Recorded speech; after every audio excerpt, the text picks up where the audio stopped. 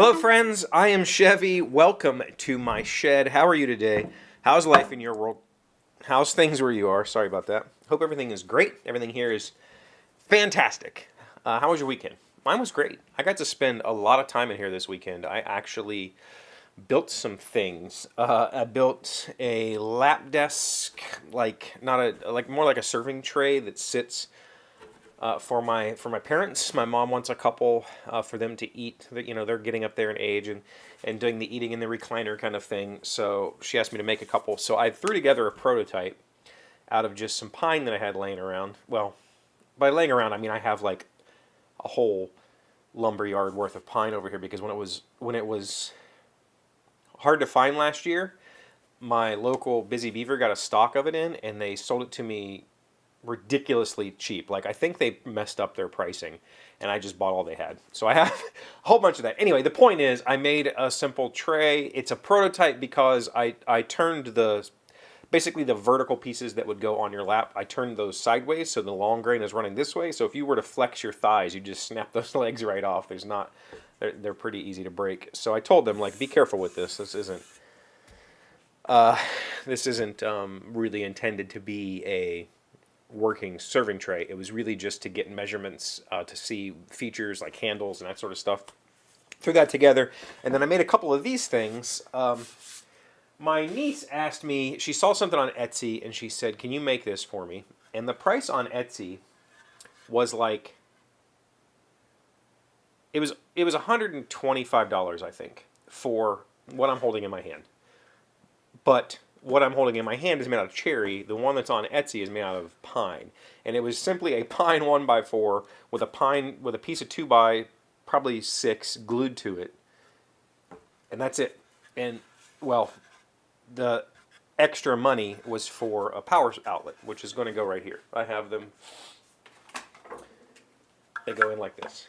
And what this does is you put this on the back of your couch and you push it up against the wall, so this piece is pinched between your couch and the wall, and then you've got a hidden, like a shelf right behind your couch with power in it where you can put a coaster and a drink in case you don't have an easy place to do that. And I said, yeah, I can make that. I can make it better than what's on Etsy for way less money because, you know, even at solid cherry, this is a 4/4 block of cherry and this was a 8/4 block of cherry. This is a 4/4 cherry that I milled down to 3/4. This is still only like $10 worth of wood. I mean, I bought a load of cherry this weekend. I got about heck, I don't know, probably probably like 50 linear feet of, like, say 40 board feet of cherry, and my current price on cherry is $350 a board foot. So this is really inexpensive. But the reason I did cherry was she said, can you make it black, but still show the wood grain? Don't paint it. And I said, yeah, I've been doing that recently. I just did that on the stand for my kid, and I used Speedball Super Black India ink. And so I worked on these yesterday, and I came down here, and I thought, I've been playing with this now. Oh, I made cherry because I probably threw them away. I made her some sample blocks out of like maple and pine and cherry and oak and poplar. And she picked the wood grain of cherry. She's like, I really like that grain. And I said, okay, well, we'll go with cherry. So I turned the camera on and I filmed myself sanding one of these up, talked about the different grits, how I'm going through that process. I didn't film the making of it. I didn't film any of the prep of the wood, just because what I wanted to do was I'll do a quick video on using India ink because I've learned a lot using this on a few projects now. I've learned things to avoid, things not to do. I've also learned what makes it look the best, in my opinion. And so I think it was this one that I was working on. Yeah. And I'm sitting here and I'm talking about it and I'm doing all the buffing and sanding and all that sort of stuff I need to do to make it look good for camera. And then when I turned the camera off and I went and grabbed this one so that I could do the same thing, I realized that I had glued these blocks on the wrong side. because this has to get pinched up against the wall, this is where the outlet goes so that, it's not getting crushed by the couch. And I had it over here. So I ended up having to saw these off. I took it to the table saw, cut these off, replaned this to get rid of the ink, re-glued it, re-stained it, all that sort of stuff. And it's just, for all the things I do correctly, there's always that thing that just trips me up because I get ahead of myself. I get stuck in just getting it done. And this was one of those projects that she asked me for this before Christmas, but I didn't have enough cherry to make it happen. I had enough cherry to do one of them, but not both. And so I told her as soon as I get some more cherry, I'll get it done. And I kept thinking about it in my head, how I was going to attach these. Ultimately, this is just wood glue. There's nothing else holding this on. I don't believe this is ever going to break free. This is long grain to long grain. Good luck breaking that joint without just destroying the shelf. I bought some peel and stick felt to go on the back so it doesn't damage the wall. I thought about all these details, and part of my process, part of my problem is I will often obsess over the details to the detriment of the project, meaning that the project will either linger way too long or it'll just never get done. And so oftentimes when it comes to something like this, I knew it was just 3 pieces of wood glued together. I knew I just needed to make this notch for the power supply. I just needed to do it. And so I just did it. And ultimately, in the end, I screwed it up. Now, when I get this finished and I put, I'm going to do wipe on poly for this, which was part of the reason I wanted to talk about the video, what not to do, like use shellac.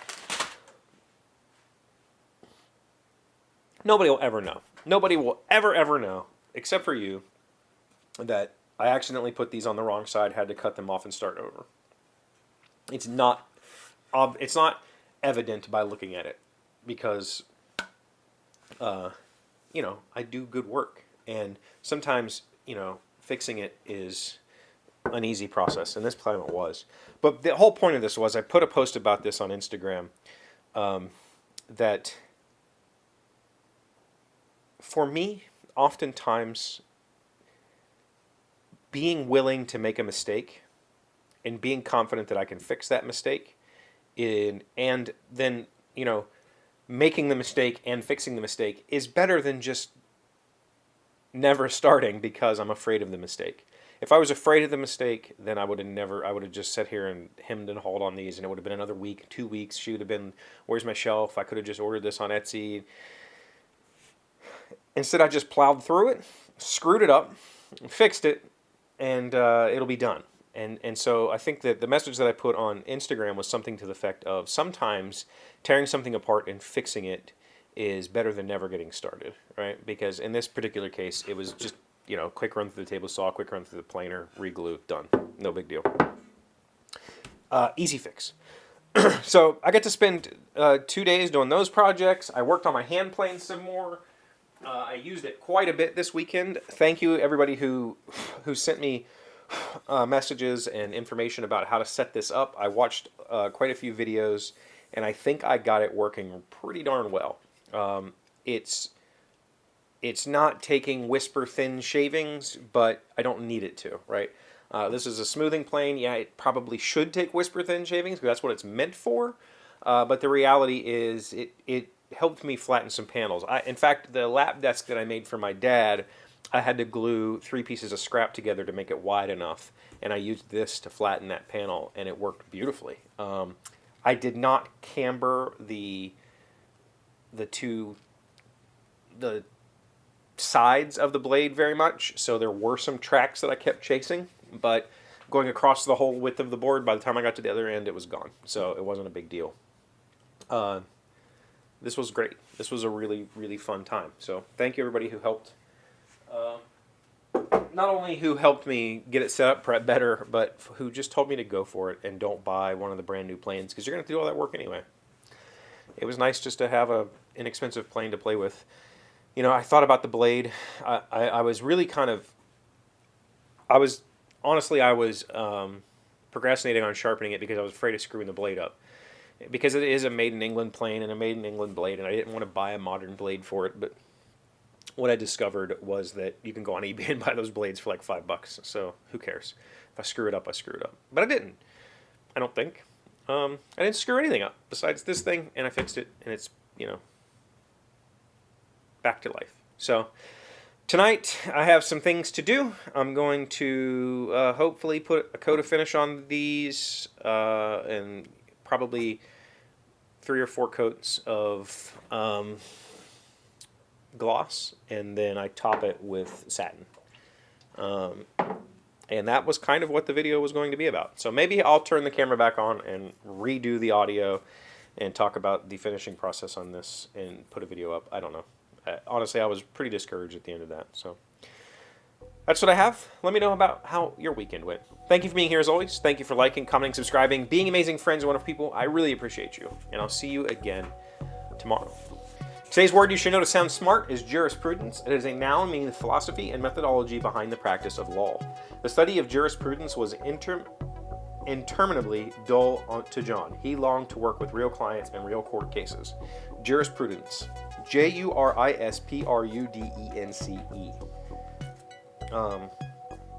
That's fun. That's a good word. I don't know that I would ever use it. Like, I don't know if this is a word you should know. Jurisprudence. Do you often deal with legal stuff? I think if you do, you probably know the word.